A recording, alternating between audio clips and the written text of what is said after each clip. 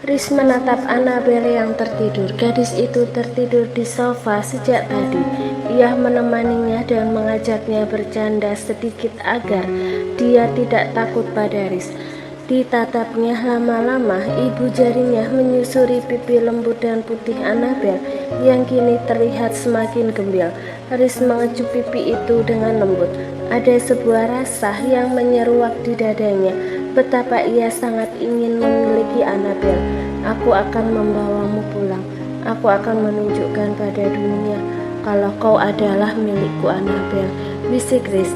Riz mengecup lagi kening Annabel dengan sangat lembut. Ia membenarkan posisi bantal sebelum laki-laki itu bangkit dari duduknya, dan kini nampak Han yang berjalan mendekati Riz. Biar saja Nona Anna tidur di sini, Tuan. Biasanya Nona juga sering tertidur di sini setiap hari. Kalau Nona digendong dibawa ke lantai atas, nanti dia bangun, ujar laki-laki pada tubuh tinggi gempal itu. Riz menganggukkan kepalanya. Ya, kalau begitu aku pamit untuk kembali. Aku akan pulang ke Boston hanya untuk beberapa hari sebelum aku kembali lagi ke sini. Aku akan menyelesaikan semua masalah-masalah yang terjadi pada aku dan Annabel, ujar Riz tersenyum tipis pada Han. Han pun menganggukkan kepalanya. Seketika Riz melangkah pergi, meninggalkan rumah itu. Ia harus segera menyelesaikan semuanya demi Annabel. Riz tidak mau membuang-buang waktunya terlalu banyak. Kehilangan anaknya beberapa bulan yang lalu sudah membuatnya gila. Ia tidak ingin gila lagi dengan menyia-nyiakan Annabel untuk kesekian kalinya. Riz segera melangkah keluar dari dalam rumah Justin. Laki-laki itu bergegas pulang dan kembali ke Boston meninggalkan Daisy. Tidak akan lagi ia memikirkannya. Sementara Annabel, gadis itu terbangun setelah beberapa jam yang lalu Riz pulang. Annabel melenguh pelan. Gadis itu menatap ke arah jarum jam. Ia terdiam mematung. Kejadian beberapa jam yang lalu pagi tadi seperti mimpi. Bahkan Annabel berharap kalau itu adalah sebuah mimpi yang sungguhan. Apa tadi dia benar-benar ada di sini? Apa aku tidak mimpi? Lirih Annabel. Gadis itu meringkuk yang memeluk bantal dan tangannya yang kini mengusap-usap permukaan bantal merah muda miliknya. Riz, Annabel yang sangat merindukan laki-laki itu setelah tadi ia menghabiskan banyak waktu dengannya. Kemana perginya? Aku setelah beberapa bulan yang lalu aku pergi darinya. Kenapa hanya bertemu dengannya beberapa jam saja? Marah pun sudah hilang. Apa ini yang disebut dengan rindu? Tapi aku tidak rindu, cicit Annabel, entah ia berbicara pada siapa. Gadis itu duduk diam, menekuk kedua lututnya. Ia mengusap wajahnya perlahan. Annabel, jangan bodoh dulu. Bagaimana kalau tiba-tiba saja pernikahan mereka benar-benar terjadi? Aku tidak boleh bodoh. Pintu rumah terbuka dan kini barulah nampak Justin yang pulang. Laki-laki itu melambaikan tangannya pada Annabel dan menunjukkan sebuah paperback yang ada di tangannya. Hai Princess, kau baru bangun tidur jam segini?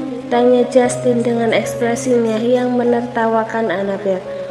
Aku sangat lelah, Kak, jawab Annabel mengusap pinggangnya. Oh my god, baiklah Princess, istirahatlah, ujar Justin meletakkan sebuah kotak kue di hadapan Annabel. Gadis itu langsung tersenyum lebar menatapnya. Thank you. Justin mengangguk.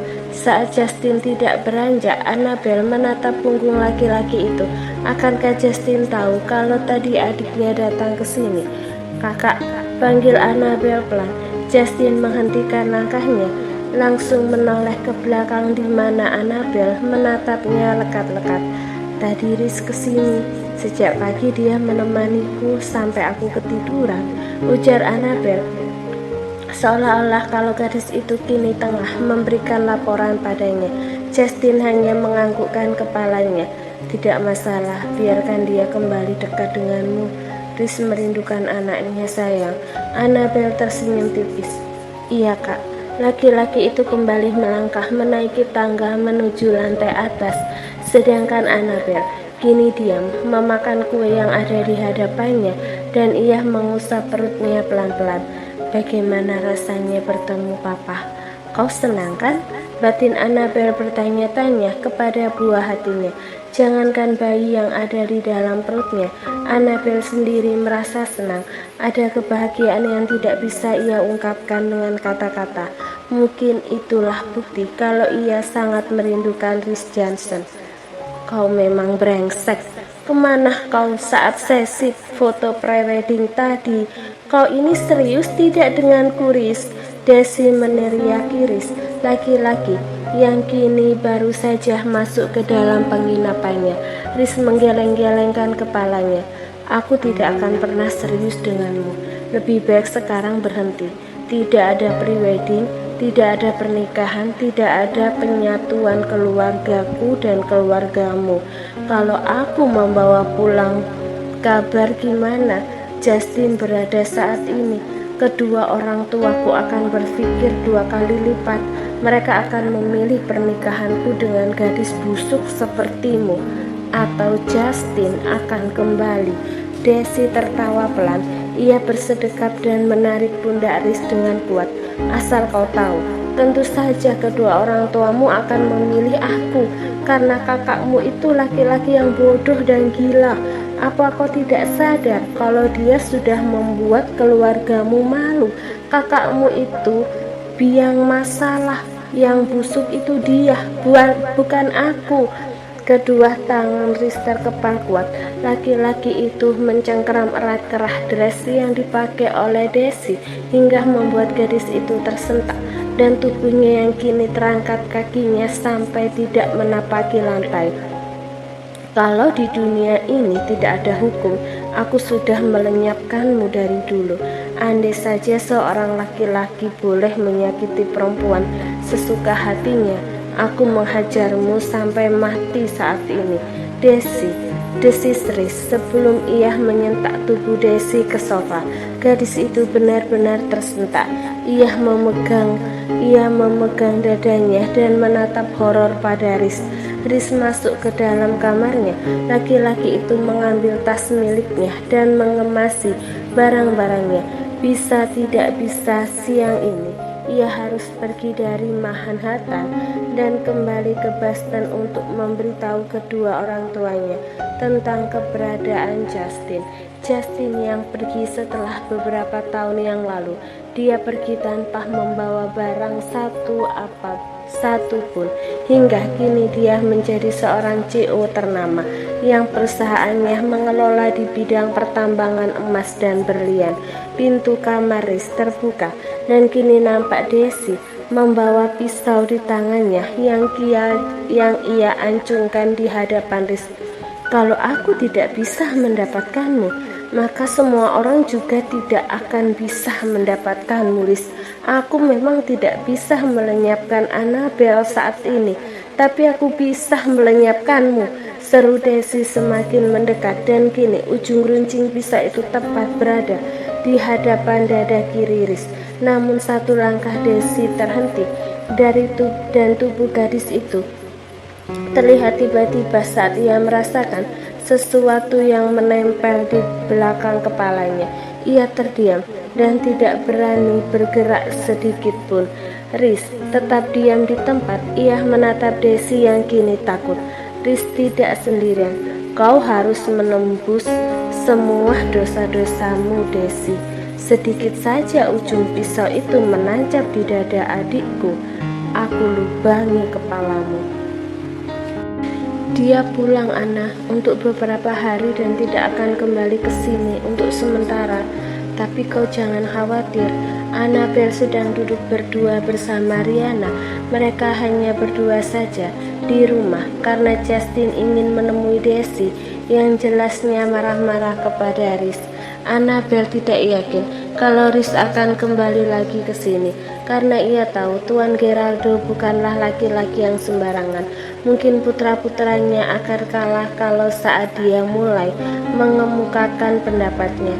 Aku tidak berharap banyak, Kak. Aku juga tidak berharap untuk cepat kembali. Annabel mengatakannya dengan lirih. Seketika Riana menatapnya dan wanita itu menggeleng-gelengkan kepalanya pelan. "Apa maksudmu, Annabel?" tanya Riana. "Kak, Tuan Geraldo, papanya Kak Justin. Dia laki-laki yang sangat kejam. Aku mengalami kesusahan hidupku karenanya. Aku takut pada kehidupan juga karenanya," ujar Annabel mengatakan apa yang ia rasakan. Riana seketika terdiam. Kalau sudah Annabel yang mengatakan hal ini, maka tidak perlu diragukan lagi kenapa Justin sampai pergi dari rumahnya bertahun-tahun. Annabel menyandarkan punggungnya. Gadis itu memejamkan kedua matanya pelan dan ia mengusap perutnya. "Aku sempat berpikir untuk membesarkan anakku seorang diri. Aku juga tidak mau terlalu lama berganti dengan Kak Justin," lirih Annabel. Riana menoleh dan ia langsung berdetak kesal. "Dan kau bermimpi kalau Justin akan memberikanmu izin?" tanya Riana. Annabel diam. "Aku rasa tidak, tapi rasanya akan sangat sulit. Aku tidak mau menghadapi Tuan Geraldo lagi. Dia menakutkan." Riana diam saja dan ia sangat penasaran seperti apa yang namanya Tuan Geraldo hingga laki-laki itu yang membuat Annabel juga Justin pergi. Mungkinkah dia sosok laki-laki yang sangat menyeramkan? Obrolan mereka berdua terhenti. Mereka menolak ke depan di mana nampak mobil milik Justin yang kini berhenti di depan rumah. Laki-laki itu muncul. Ia keluar dari dalam mobil dan langsung berjalan masuk ke dalam rumah di mana Riana dan Annabel yang sudah menunggunya.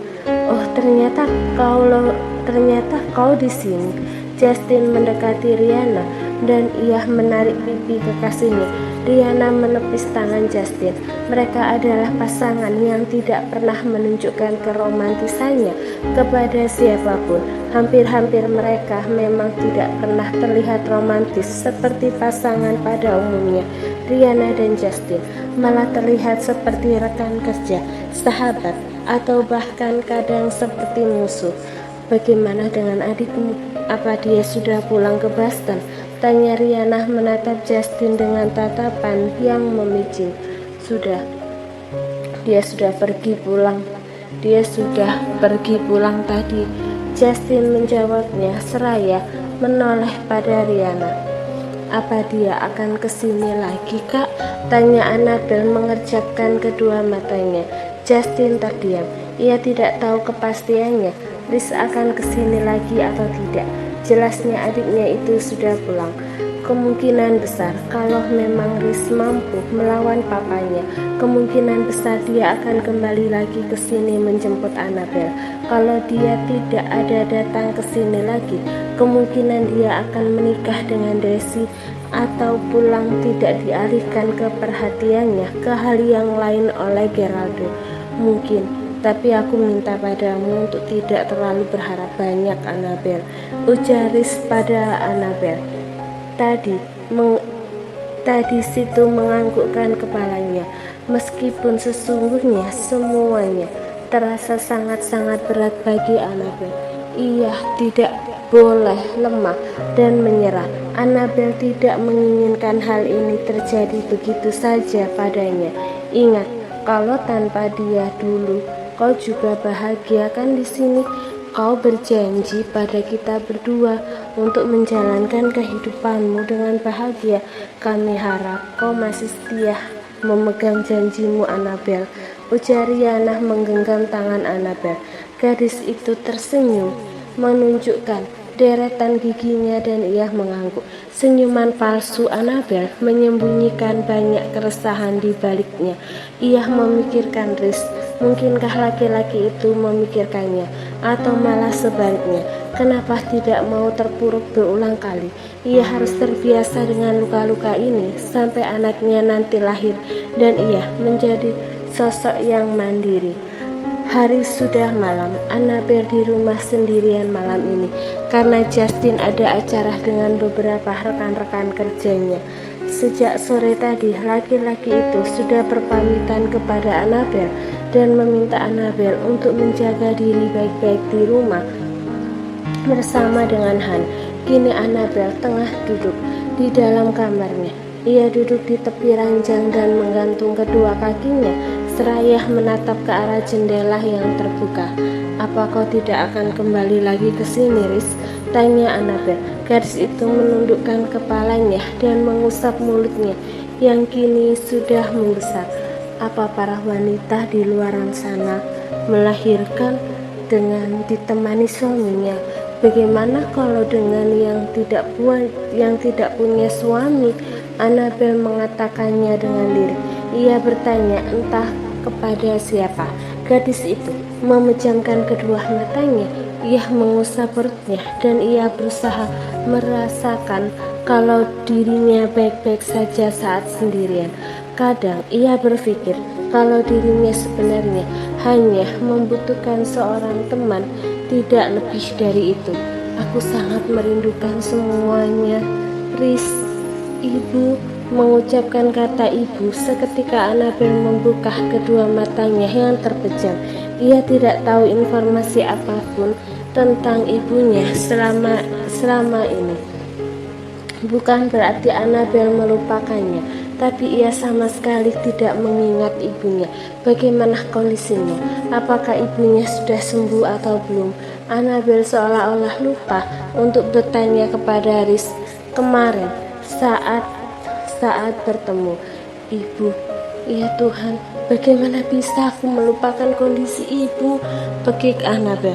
Gadis itu langsung bangkit dari duduknya. Ia berjalan ke arah pintu dan ingin mencari Han di sana. Annabel membuka pintu kamarnya dan ia menuruni anak tangga perlahan-lahan. Ternyata di lantai 1 tidak ada Han di sana. Annabel menoleh ke kanan dan ke kiri. Ia membuka pintu samping. "Paman Han, Paman Han."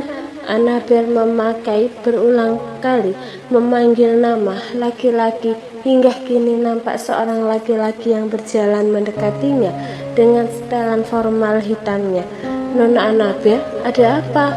tanya Paman Han. "Paman, aku kepikiran sesuatu tentang ibuku. Bisakah kau mencari tahunya?" pinta Annabel pada laki-laki tersebut. Paman Hamda diam sejenak. Laki-laki itu tersenyum manis dan menganggukkan kepalanya. "Nona jangan khawatir, saya akan mencari tahu tentang kondisi ibu Nona Annabel," jawab Paman Han. Annabel masih berdiri di hadapannya hingga kini merogoh saku tuxedo hitam yang ia pakai, dan laki-laki itu nampak menghubungi seseorang sebelum ia memberikan ponselnya pada Annabel. "Nona bisa bertemu pada orang itu," ujar Han. Annabel tersenyum sejenak. Ia meraih ponsel yang ada di tangan Han. "Halo," lirik Annabel. "Halo, ada apa?" Kedua mata Annabel melebar. Suara itu adalah suara Riz. Annabel mendongak menatap bulan. Laki-laki itu tersenyum tipis dan menganggukkan kepalanya. "Riz," lirik Annabel memanggil laki-laki itu. "Anna," pekik Riz. "Sayang, ada apa?" "Riz, bagaimana kondisi ibuku?" tanya Annabel. "Ibu baik-baik saja, jangan khawatir." Annabel bingung ingin mengatakan apa. Gadis itu membawa ponsel milik Han. Ia menyandarkan punggungnya di dinding. Sementara Han terlalu berisik membiarkan Annabel berbincang dengan Riz. "Riz, iya sayang, aku merindukanmu. Apa kau tidak akan kesini lagi, Riz? Aku rindu padamu, Riz."